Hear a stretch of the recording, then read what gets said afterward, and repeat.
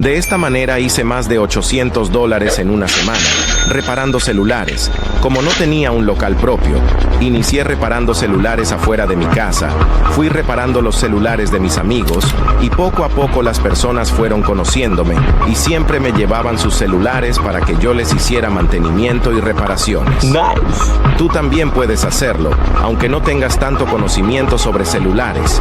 Si de verdad deseas aprender a reparar celulares de manera profesional y desde cero, comenta la palabra celular y te envío toda la información al privado para que puedas iniciar con nuestro curso 100% virtual.